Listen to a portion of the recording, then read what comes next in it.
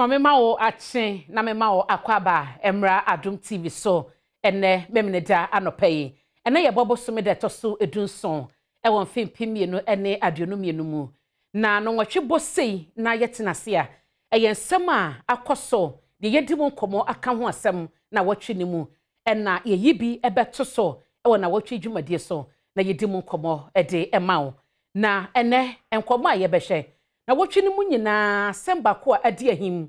na ehwo sem adroso eye galamsey na wutie babie friba ene na wotwe mu no me no ekase nipa beso ha ne aduosian kron 169 ena ene positive operation hot part 2 for no womote womo ewo apoemante mu na asante mante mu na emanum ene kanipa oha ne aduosian kron ne ho ya womo nyina ekeka ye galamsey dwumadie na womo edi eno dan chenso a wo hye Aisha wan yo no ye Chinese ni bad fish dia sabako na wanya na wabetena Ghana eye galamsey ho adwuma enra amane no kire se charges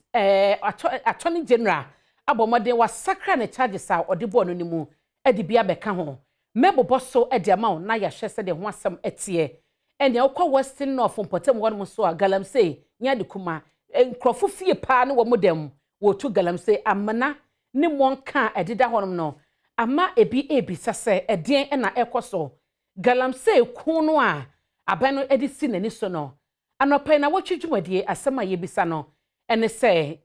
oman no edi nkugo ewo mu anase wo mo nam kwan pa no so a wo hye so obetu ase yebedi mu nkomode amawo na anyebia so no wate na ese wo hye asoye a wo mo ehye yensase ene agodie ensem so a wo mo de enhyehye makomako enwotwe bi abeto abonten ya ensusuye no ne sa eno na efiti na ekono wo mo di beye dwuma atu galamsey ase ewo Ghana wo ya we ni nyina ye nsem bi a mebebobo so ede mawo na yesuade kakra baabia mepese e besanso agina wo hye attorney general charges a wode aka de ekodada ne ho a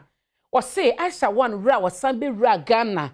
ewo bra na wo masi no kwan ese wontumi ma no eno eye charge fofra wo mode ato no so ya akopiem ewo court empanyifo aka ho sem bebre asase mpo a Aisha sensen ba ye koba se yan prosecute no ya fana nyina mranim na yese wonkodi kromo no enka ne senior minister osafomafo beka se ya deport no ewo Ghana ha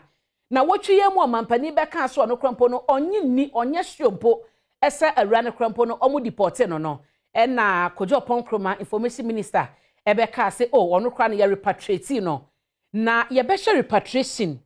na deportation sanse mimienu no emudro de agina hodema na emudie wohin na ye kase sa kwan no so ene ye fama kwa wokroma a wonni kwan so be wura Ghana mu biem eye ne mienu nyina ana baako ano oden echen baako ye be hwe sa brofo mienu yi ene ne nchemu edi amegye so ene abena poko a ahwenne Adom TV ena wo hwe wutie yen so ewo asempa 94.7 yen twan ho na ye ba